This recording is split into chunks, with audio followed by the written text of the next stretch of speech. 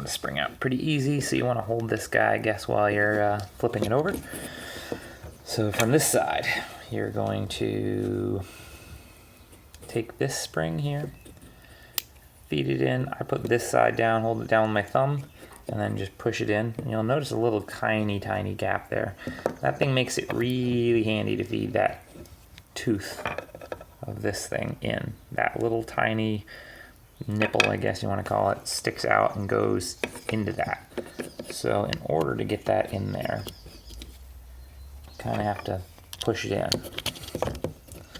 And I put that screw in there just so that this won't pop out, just to test to make sure I've got that in the right spot.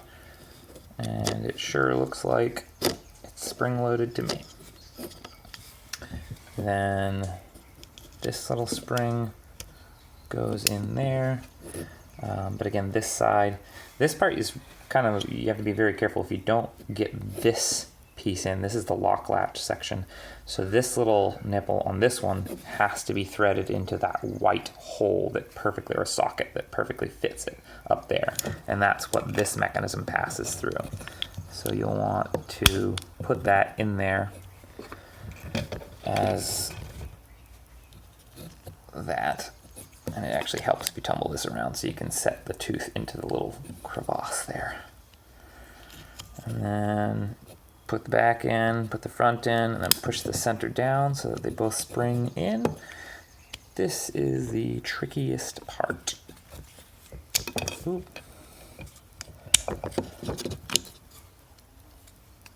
To hold the back one on, I'm using this finger, and then these front two are being kind of held in place like such. This is where this project becomes a little bit more of a pain in the butt.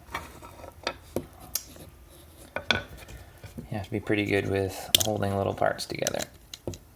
And if you're not, and or don't have a lot of patience, you're gonna shoot little springs everywhere, much like that. Luckily that didn't go too far.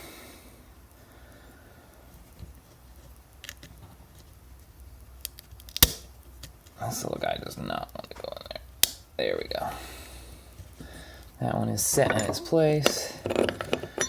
Now this has got to go in on top of it. And I think this spring just popped up while I was trying to put that in there, but no, I got it. So there. This one, reline up that hole. The black one slid a little bit, but it's still pretty close to lined up. This one, slide it through, and you want to push them in from this side before you thread on the back. In my opinion, just makes it a lot easier. And then just test everything. I can hear it clicking.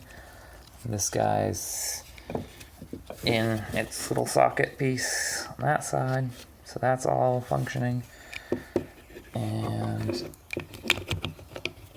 then this, once you line those up there, you want to make sure that the white striker and this one, the zinc or whatever that is. Someone should tell me what that is in a comment, or that gold plated zinc stuff is.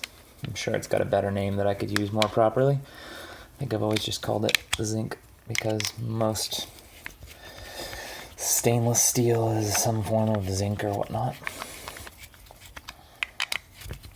And just evenly tighten these in just like you would like a star pattern kind of thing, but just front to back, just to make sure you don't bend a screw.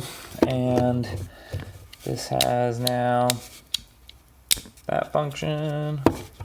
Oh, I think I gotta feed that up and around there. There. Then I've got this little spring, and that's latched in there.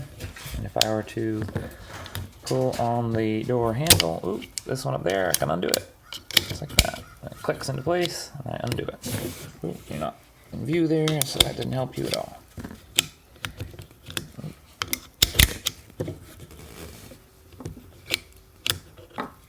Kind of moves fast, so it's pretty hard to see it, but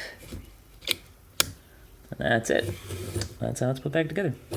I hope that was helpful. If you like it, give it a thumbs up, and subscribe if you want to see more videos, and or if you have any comments or any suggestions of other videos, much like Jonathan Webb made a comment as to how to do it. So here is a video on how to do it. So there you have it. Hope you enjoyed. Have a good afternoon.